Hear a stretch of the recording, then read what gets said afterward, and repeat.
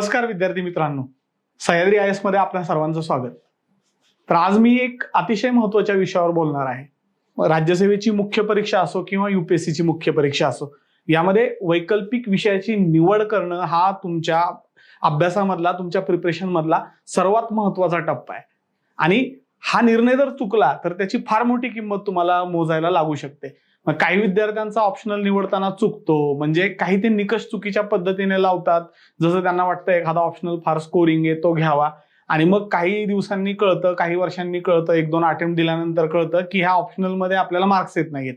आणि मार्क्स का येत नाहीयेत तर आपली ऑप्शनलची निवडच चुकलेली आहे. मग पुन्हा नवीन ऑप्शनल घ्या, पुन्हा तो प्रिपेअर करा. यामध्ये तुमचा पेशन्स सुद्धा टिकेल की नाही सांगता येत नाही. म्हणून ऑप्शनल कसा निवडायचा, त्याच्यासाठी निकष कसे असायला पाहिजेत, हे अतिशय महत्वाचं आहे आणि त्याबद्दल मी बोलणार आहे. आणि आणखीन एक महत्वाचा मुद्दा म्हणजे मला बऱ्याचदा असं जाणवलंय विद्यार्थ्यांशी बोलताना की बऱ्याच जणांना स्केलिंग हा प्रकारच माहिती नाही ऑप्शनलचा. एक स्केलिंग म्हणजे काय थोडक्यात, की ऑप्शनल जे काही वेगवेगळे आहेत त्याचे मार्क्स वेगवेगळे येतात बऱ्याचदा, कारण पेपरची डिफिकल्टी लेवल ही वेगवेगळी असू शकते. मग त्या सगळ्या ऑप्शनल्सला त्या वर्षी एका लेवलला आणण्यासाठी एक मेथड वापरली जाते आणि त्याबद्दल मी डिटेलमध्ये बोलणार आहे. त्यासाठी हा व्हिडिओ तुम्ही संपूर्णपणे पहा. यामध्ये ऑप्शनल बाबतच्या तुमच्या डोक्यामध्ये ज्या ज्या काही क्युरीज असतील त्या मी सगळ्या तुम्हाला तिथे एक्सप्लेन करणार आहे. माझ्या UPSCच्या अनुभवाचा यामध्ये तुम्हाला नक्कीच फायदा होणार आहे. आणि त्याबरोबरच हे जे काही संभ्रम आहेत ना आता तुमचे राज्यसेवेच्या मुख्य परीक्षेबद्दल, किंवा आता आपण म्हणूयात UPSCच्या पण मुख्य परीक्षेबद्दल, हे सगळे संभ्रम मी दूर करण्याचा प्रयत्न करणार आहे. त्याच्यासाठी आपली एक लेक्चर सिरीजच असणार आहे. त्यामुळे तुम्ही चॅनल सबस्क्राईब करायला विसरू नका. तर ऑप्शनल कसा निवडायचा याचे निकष जे आहेत ना, हे पाहण्याआधी आहे ना, आपण ऑप्शनल किती महत्वाचा आहे तुमच्या प्रिपरेशन मध्ये ही गोष्ट आपण सगळ्यात पहिल्यांदा बघूयात. तर लक्षात घ्या की ऑप्शनल जो आहे तो आहे किती मार्क्सचा, 500 मार्क्सचा, 500 गुणांचा आहे. पण GS जो आहे तो 1000 गुणांचा आहे. पहा, ज्याचे तुम्हाला किती पेपर्स आहेत, 1 ते 4 पेपर्स आहेत. आणि एसे सुद्धा तुम्हाला 250 मार्कांचा आहे. म्हणजे GS आणि एसे जवळपास 1250 मार्क्सचे आहेत. पहा, लक्षात घ्या, तुम्ही निवड यादीमध्ये असाल की नाही, म्हणजे तुम्हाला रँक मिळेल की नाही, हे कोण ठरवतं? GS आणि एसे. GS आणि एसे मध्ये जर तुम्हाला कमी मार्क्स आले, समजा आपण लेट्स से 70-80 मार्क ऍव्हरेज पेक्षा कमी आले तुम्हाला, तर ते मार्क वैकल्पिक विषयामधून भरून काढता येत नाहीत. मग काही मुलं काय सांगतात की वैकल्पिक विषयामध्ये टॉप केलं की आपल्याला पोस्ट वगैरे मिळून जाते. हा अतिशय चुकीचा समज आहे, गैरसमज आहे. GS आणि एसे मध्ये तुम्हाला चांगल्यापैकी मार्क्स मिळवावेच लागतात. 1250 पैकी काही जर डॅमेज झालं तुम्हाला मार्क्स मध्ये, तर ते एवढं 1250 मार्कांचं डॅमेज 500 मार्कांमधून भरून निघेल का? नाही भरून निघणार. म्हणून GS आणि एसे तर खूपच महत्वाचे आहेत, त्यात काही वादच नाही. म्हणजे तुम्ही लिस्टमध्ये असाल की नाही हे ते ठरवेल, GS आणि एसे ठरवेल. वैकल्पिक विषय जनरली काय ठरवतो? वैकल्पिक विषयामध्ये तुमचे मार्क्स जे आलेले आहेत ना, तुम्हाला रँक किती मिळणार, तुम्हाला पोस्ट कुठली मिळणार, हे ऑप्शनल डिसाइड करतो.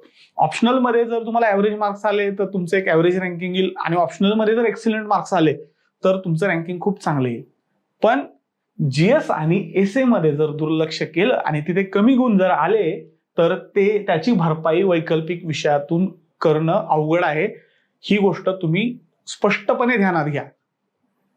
आता आपण निकष बघूयात. ऑप्शनल सब्जेक्ट निवडायला कुठले कुठले निकष असायला हवेत. तर माझ्या दृष्टिकोनातून सगळ्यात महत्वाचा निकष जो आहे ना, की त्या सब्जेक्टमध्ये तुम्हाला इंटरेस्ट वाटतोय की नाही, मला त्याच्यामध्ये रस वाटतोय की नाही, तो सब्जेक्ट मला आपलासा वाटतोय की नाही. बऱ्याचदा काही मुलांना मिसगाईड होताना दिसतात. त्यांना सांगितलं जातं की अमुक सब्जेक्ट हा खूप स्कोरिंग आहे, मग त्यामध्ये इंटरेस्ट नसला तरी मुलं तो सब्जेक्ट घेतात आणि मग त्यांना मार्क्स येत नाहीत. इंटरेस्ट तुमचा हा सगळ्यात महत्वाचा क्रायटेरिया आहे मला वाटतं. आणि त्यासाठी तुम्ही काय केलं पाहिजे की ऑप्शनल सब्जेक्टची जी काही लिस्ट दिलेली आहे त्यापैकी एक 5-6 ऑप्शनल तुम्ही निवडले पाहिजे, ज्यामध्ये तुम्हाला एक प्राथमिक इंटरेस्ट वाटतो, प्राथमिक आवड वाटते तुम्हाला. मग ते जे काही सब्जेक्ट्स आहेत ऑप्शनल सब्जेक्ट्स 5-6 तुम्ही शॉर्टलिस्ट केलेले, त्याचा जो काही अभ्यासक्रम आहे त्याचं थोडंसं विश्लेषण करा. तो थोडासा ओळखीचा वाटतोय का अभ्यासक्रम, तो कम्फर्टेबल वाटतोय का, हे तपासा. आणि मग थोडंसं त्या विषयाचं प्राथमिक वाचन तुम्ही करू शकता. जे काही विद्यार्थी त्या ऑप्शनलचा अभ्यास करत आहेत ऑलरेडी त्यांच्याशी तुम्ही चर्चा करू शकता, त्यांची काही पुस्तकं वाचू शकता आणि गतवर्षीच्या प्रश्नांचं तुम्ही विश्लेषण जर केलं, थोडंसं पाहिलं की कशा पद्धतीने प्रश्न विचारले आहेत आणि मला ते लिहिता येतील का, मला कम्फर्टेबल वाटतंय का, हा सब्जेक्ट मला कम्फर्टेबल वाटतोय का, त्याचे प्रश्न मला कम्फर्टेबल वाटतायत का, त्याचा अभ्यासक्रम मला कम्फर्टेबल वाटतोय का, हे पहिल्यांदा पहा. आणि जर त्यामध्ये तुम्हाला त्या सब्जेक्टमध्ये जर रस वाटला आणि तो जर तुम्हाला कम्फर्टेबल वाटला तर ते काही त्या अशा सब्जेक्टची तुम्ही एक लिस्ट करा, शॉर्ट लिस्ट करा, असे ते सब्जेक्ट 5-6 सब्जेक्ट. ओके, तर इंटरेस्टवर तुम्ही काय करणार, सुरुवातीला एक 5-6 सब्जेक्ट तुम्ही शॉर्ट लिस्ट करणार. आता शॉर्टलिस्ट सब्जेक्ट केलेले जे काही सब्जेक्ट्स आहेत त्या सब्जेक्ट्सला तुम्ही आता इतर निकष लावा. मग ते आता इतर निकष कुठले आहेत ते आपण बघूयात. आता समजा तुम्ही कुठलंही मीडियम निवडलेलं असेल, म्हणजे इंग्लिश हे माध्यम निवडलेलं असेल किंवा मराठी हे माध्यम निवडलेलं असेल, त्या माध्यमामध्ये त्या सब्जेक्टचं संदर्भ साहित्य उपलब्ध आहे का हे सगळ्यात पाहणं महत्वाचं आहे. आता इंग्रजी जर तुम्ही निवडलेला असेल तर संदर्भ साहित्याची काही अडचण येणार नाही. ऑलमोस्ट सगळ्या ऑप्शनल सब्जेक्टचं संदर्भ साहित्य इंग्रजीमध्ये अवेलेबल आहे. पण मराठी असेल तर सगळ्या ऑप्शनल सब्जेक्टचं स्टडी मटेरियल हे मराठीमध्ये नाही. आणि जर तुम्ही असा सब्जेक्ट निवडला की ज्याचं स्टडी मटेरियल मराठीत नाही तर तुम्हाला खूप मेहनत घ्यावी लागेल, इंग्रजी वाचून ते सगळं ट्रान्सलेट करावं लागेल, समजून घ्यावं लागेल, अनेक गोष्टी त्यामधून उद्भवतील. म्हणून संदर्भ साहित्य उपलब्ध आहे का हे पाहणं महत्वाचं आहे. पण नुसतं संदर्भ साहित्य उपलब्ध असून चालेल का, ते संदर्भ साहित्य जे आहे ते परीक्षाभिमुख आहे का हे सुद्धा पाहणं गरजेचं आहे. म्हणजे आता इतिहास ऑप्शनल आहे, इतिहासाची अनेक पुस्तकं मिळतील तुम्हाला, पण सिलेबसमध्ये त्या रिलेटेड जी काही पुस्तकं आहेत ती परीक्षाभिमुख आहेत का, ही वाचून मला व्यवस्थितपणे उत्तरं लिहिता येतील का, युपीएससीच्या परीक्षेमध्ये ज्या पद्धतीने प्रश्न विचारले जातात त्या पद्धतीने ती पुस्तकं आहेत का हे सुद्धा तपासणं गरजेचं आहे. ते संदर्भ साहित्य त्याप्रमाणे आहे का हे सुद्धा तपासलं पाहिजे. आता आणखीन एक महत्वाचा मुद्दा जो आहे तो म्हणजे योग्य मार्गदर्शन अवेलेबल आहे का. आता काही जण म्हणतील की आम्ही सेल्फ प्रिपेअर करू, ऑप्शनल सुद्धा आम्ही वाचू, पण सगळ्यात महत्वाचा मुद्दा काय आहे रिटर्न मध्ये की तुम्ही अभ्यास केलाय, परंतु उत्तर लिहिताना ह्या सगळ्या नॉलेजचा, ह्या सगळ्या इन्फॉर्मेशनचा तुम्हाला उपयोजन करावं लागतं, त्याचं ऍप्लिकेशन करावं लागतं. बरेचसे क्वेश्चन्स काय असतात, अगदी ऑप्शनल मध्ये सुद्धा काय असतात, अनालिटिकल असतात, त्यामध्ये अनेक गोष्टी आहेत लिखाणाच्या, त्याबद्दल आपण स्वतंत्रपणे बोलू. मग तुम्ही जी उत्तरं लिहिताय ती उत्तरं कुणाकडनं तरी तपासून सुद्धा घेणं महत्वाचं आहे. मग यामध्ये काय होतं, तपासून घेणं, फीडबॅक जो तुम्हाला मिळतो त्यामधून तुम्हाला समजतं की तुमच्या त्या ऑप्शनलच्या तयारीमध्ये काही लॅक्युनाज राहिलेले आहेत का, काही दोष राहिलेले आहेत का. त्याबरोबरच प्रेझेंटेशन सुद्धा महत्वाचं आहे. प्रेझेंटेशन तुमचं होतंय की नाही, वेळेमध्ये तुम्हाला उत्तरं लिहिता येत आहेत की नाही, त्या उत्तरामध्ये काही दोष राहत आहेत का, उत्तरं लिहिलेली आहे त्याला व्यवस्थित फ्लो आहे का, ह्या गोष्टी फीडबॅक मधून तुम्हाला समजतील आणि ह्या योग्य मार्गदर्शकाकडूनच तुम्हाला ह्या गोष्टी समजू शकतात. आणि त्या पद्धतीने जे काही इनपुट्स मिळतील त्या पद्धतीने तुम्ही तुमच्या तयारीमध्ये बदल करू शकता. त्यामुळे योग्य मार्गदर्शन आहे का हा सुद्धा एक महत्वाचा मुद्दा आहे. आता थोडंसं आपण बोलूयात की मराठी संदर्भ साहित्य कुठल्या कुठल्या ऑप्शनल्स बद्दल अवेलेबल आहे, म्हणजे बऱ्यापैकी अवेलेबल आहे. आपण सुद्धा ते डेव्हलप करत आहोत आणि ह्या काही दिवसांमध्ये ते पूर्णपणे तुम्हाला मराठीमध्ये उपलब्ध होईल. तर इतिहास असेल, राज्यशास्त्र आणि आंतरराष्ट्रीय संबंध म्हणजे PSIR असेल, मराठी साहित्य असेल, भूगोल असेल, मानववंशशास्त्र असेल, समाजशास्त्र असेल, तत्वज्ञान आणि लोकप्रशासन म्हणजेच पब्लिक ऍडमिनिस्ट्रेशन, हे जे काही सब्जेक्ट्स आहेत ना यांचं स्टडी मटेरियल बऱ्यापैकी मराठीमध्ये अवेलेबल आहे आणि आम्ही ते डेव्हलप पण करत आहोत. पण यामध्ये वरती जे काही दिलेले आहेत ना यांचा जरा सिलेबस व्हास्ट आहे आणि हे जे काही 4 सब्जेक्ट्स आहेत त्यांचा सिलेबस थोडा आटोपशीर आहे. तर मराठी माध्यमामध्ये या सब्जेक्ट्सचं, ऑप्शनल सब्जेक्ट्सचं स्टडी मटेरियल हे बऱ्यापैकी अवेलेबल आहे. आता आपण पुढचा महत्वाचा मुद्दा बघूयात की पुढचा निकष जो आहे की हा सब्जेक्ट जो आहे तुम्ही पदवीमध्ये अभ्यासला आहे का. म्हणजे समजा तुमचं BA झालेलं असेल, पॉलिटिकल सायन्स मध्ये झालेलं असेल तर डेफिनेटली तुम्ही पदवी दरम्यान जो काही अभ्यास केलेला आहे त्याचा उपयोग तुम्हाला थेटपणे होणार आहे. बरेच जण विद्यार्थी असतात म्हणजे ज्यांचं सायन्सचं बॅकग्राऊंड असतं ते सुद्धा विचार करतात की सायन्स ऑप्शनल घ्यावा का, सायन्स सब्जेक्ट एखादा ऑप्शनल घ्यावा का, माझं मॅथ्स आहे मॅथ्स घ्यावा का, माझं इलेक्ट्रिकल इंजिनिअरिंग झालेलं आहे तर इलेक्ट्रिकल इंजिनिअरिंग घ्यावं का. त्याबद्दल मी पण स्वतंत्रपणे बोलणार आहे. पण आधी आपण जे काही सब्जेक्ट्स मागे बघितले आता, त्याच्या आधी एक 7-8 सब्जेक्ट्स होते, यापैकी जर कुठला सब्जेक्ट जर तुमच्या पदवीमध्ये असेल आणि तुम्हाला त्यामध्ये रस असेल, इंटरेस्ट असेल तर डेफिनेटली तो सब्जेक्ट तुम्ही घ्यावा.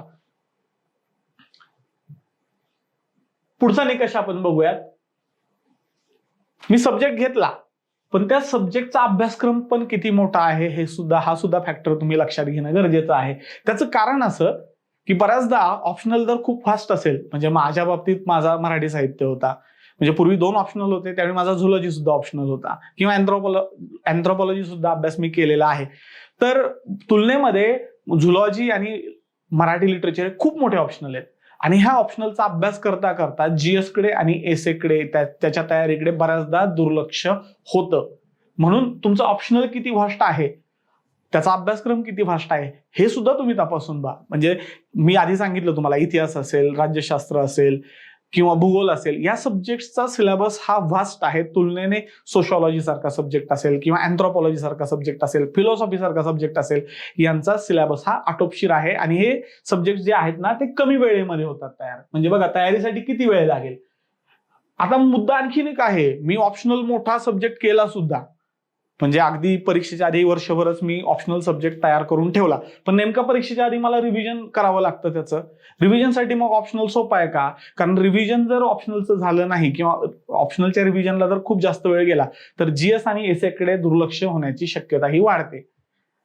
आणि म्हणजे आता हा पुढचा मुद्दा बघा की जीएसच्या तयारीला मला पुरेसा वेळ मिळेल ना, हा सुद्धा एक महत्वाचा फॅक्टर आहे. अगदी तुमच्या ऑप्शनलचा जो काही सिलेबस खूप मोठा असला तर असं मी म्हणत नाही की तुम्हाला जीएस आणि दोन्ही गोष्टी करता येणार नाहीत, पण ते एक चॅलेंज राहणार आहे. त्या तुलनेमध्ये ज्यांचा ऑप्शनल हा आटोपशीर आहे त्यांना ते चॅलेंज तितकंसं राहणार नाही. तर सिलेबस कोणत्या सब्जेक्टचे मोठे आहेत या दृष्टिकोनातून काही ऑप्शनल्स आपण थोडे पाहूयात. आता या ठिकाणी पहा, हे वरती जे दिलेले 4 ऑप्शनल्स आहेत यांचे सिलेबस थोडे व्हास्ट आहेत. म्हणजे इतिहास असेल किंवा PSIR असेल, मराठी साहित्य असेल, भूगोल असेल, त्या तुलनेमध्ये मानववंशशास्त्र आहे किंवा समाजशास्त्र आहे, तत्वज्ञान आहे, लोक प्रशासन आहे, या सब्जेक्टचा सिलेबस जो आहे तो आटोपशीर आहे. म्हणजे अगदी कमी वेळेमध्ये हे सब्जेक्ट तयार होतात. तसं ह्या सब्जेक्टच्या प्रिपरेशनसाठी थोडा वेळ लागतो. आता हे भूगोल आणि हे जे काही रेड कलर मध्ये जे दाखवलेले आहेत ना हे सब्जेक्ट, सध्या या सब्जेक्ट्सला युपीएससी मध्ये मार्क्स येत नाही, जरा कमी मार्क्स येत आहेत. आणि तुलनेने या 2 सब्जेक्ट्समध्ये सिलेक्शन्स पण कमी आहेत. म्हणजे आता जर आपण उदाहरण जर द्यायचं म्हटलं, युपीएससीचं जर तुम्ही अॅन्युअल रिपोर्ट जर पाहिला तर त्याच्यामध्ये जवळपास अँथ्रोपॉलॉजीमध्ये जवळपास 9% मुलं पास झालेली आहेत एकूण निवड यादीमध्ये, आणि सोशॉलॉजी असेल यामध्ये जवळपास 10% मुलं उत्तीर्ण झालेली आहेत. म्हणजे पण भूगोल आणि लोक प्रशासनामध्ये हे आपल्याला स्थिती दिसत नाही. पण राज्यसेवेची एकही परीक्षा अजून झालेली नाहीये, त्यामुळे राज्यसेवेमध्ये नक्की या विषयांना मार्क्स येतील की नाही याबद्दल आपल्याला आता सध्या तरी काही भाकीत करता येत नाही. पण सध्या युपीएससी मध्ये या सब्जेक्ट्सला मार्क्स येत नाहीयेत. आता आणखीन एक काही सब्जेक्ट्स आपण पाहणार आहोत. म्हणजे बऱ्याच जणांचे सब्जेक्ट्स जे सायन्स बॅकग्राऊंडचे आहेत, इंजिनिअरिंग बॅकग्राऊंडचे आहेत, त्यांना असं वाटू शकतं की आपण पदवी दरम्यान एखादा सब्जेक्ट अभ्यासलेला आहे तर त्यांना असं वाटू शकतं की तो आपण ऑप्शनल घ्यावा. पण एक मुद्दा आहे की सायन्स ऑप्शनल जे आहेत ना, त्यांचे जे काही सिलेबस आहे, अभ्यासक्रम, तो खूप मोठा आहे आणि हे ऑप्शनल्स प्रिपेअर करायला खूप वेळ लागतो. जरी तो ऑप्शनल तुम्ही ग्रॅज्युएशन मध्ये जरी तुम्ही अभ्यासलेला असला तरीही, आता मेकॅनिकल इंजिनियर असेल, मेकॅनिकल इंजिनिअरिंगचा सगळा सिलेबस तुम्हाला वाचावा लागणार आहे, तो रिवाइज करावा लागणार आहे. त्यामुळे असं होऊ शकतं की जीएस कडे दुर्लक्ष होऊ शकतं. तुलनेने ऍग्रिकल्चर जो काही ऑप्शनल आहे त्याची बऱ्यापैकी मुलं सिलेक्ट होतात. ऍग्रिकल्चर हा ऑप्शनल जो आहे तो विचार करण्यासारखा आहे, परंतु इंजिनिअरिंग असेल, मॅथ्स असेल, झुलॉजी, बॉटनी, फिजिक्स असे, केमिस्ट्री, हे सब्जेक्ट्स घेताना तुम्ही पुन्हा विचार केला पाहिजे, असं माझं स्पष्ट मत आहे. त्याची कारणं पण आहेत की स्केलिंग हा एक प्रकार मुलांना माहित नसतो. त्यांना असं वाटतं की सायन्स ऑप्शनल आहे आणि म्हणजे हा फॅक्च्युअल आहे, सगळा सायन्स ऑप्शनल फॅक्च्युअल असतो, राईट, त्याच्यामध्ये काही अनालिसिस नसतं. तर त्यामुळे आपल्याला पैकीच्या पैकी किंवा खूप चांगले मार्क्स मिळतील इतर सब्जेक्टच्या तुलनेमध्ये, असं होत नाही. कारण स्केलिंग हा प्रकारे केला जातो आयोगाकडनं, तो आपण पाहणार आहोत. त्याच्यासाठी तुम्ही शेवटपर्यंत व्हिडिओ पहा. आता पुढचा मुद्दा आपण बघूयात की अजून एक काय असला पाहिजे तुमचा निकष, की सब्जेक्ट स्कोरिंग आहे का. खरं तर स्कोरिंग आहे का नाही सब्जेक्ट हे ठरवणं थोडंसं रिलेटिव्ह आहे, सापेक्ष आहे. म्हणजे त्याबद्दल खात्रीपणे सांगता येणार नाही. पण जर काही युपीएससीचा जर आपण काही वर्षांचा जर ट्रेंड पाहिला तर असं दिसतं की काही सब्जेक्ट्समध्ये सिलेक्शन जास्त होतात, ऍव्हरेज स्कोर जो आहे त्या सब्जेक्टचा जास्त आहे. पहा, कुठलाही जरी ऑप्शनल असेल ना, त्याच्यामध्ये टॉपर्स हे ऑलवेजच असतात, ज्यांना खूप मार्क्स पडलेले असतात. पण एक ऍव्हरेज स्कोर जर पाहिला तर बऱ्याचशा ऑप्शनल बाबत असं दिसतं की मग म्हटलं जातं हा ऑप्शनल हा यावर्षी पडलाय, 4 वर्ष झाले ऑप्शनलला मार्कच येत नाहीत. जसं मराठी वाङ्मयाला काही युपीएससीला गेले 4 वर्ष मार्क्सच आलेले नाहीयेत. म्हणजे 2015 पर्यंत 500 पैकी 367 पर्यंत दरवर्षी मार्क येत होते. परंतु 2015 नंतर या ऑप्शनलला मार्क्स येत नाहीयेत. का येत नाहीयेत हे कुणीच सांगू शकत नाही. परंतु एक ट्रेंड आपण पाहू शकतो. त्यावर किती रिलाय करायचं ते तुम्ही स्वतः ठरवा. त्याबरोबरच त्या विषय घेऊन निवड होणाऱ्यांचं प्रमाण किती आहे. मी जसं मागे बोललो, आता यापूर्वीच बोललो की अँथ्रोपॉलॉजी असेल, यामध्ये 9% मुलं जवळपास युपीएससी मध्ये उत्तीर्ण झालेले आहेत. हे सुद्धा फॅक्टर्स तुम्ही लक्षात घेऊ शकता.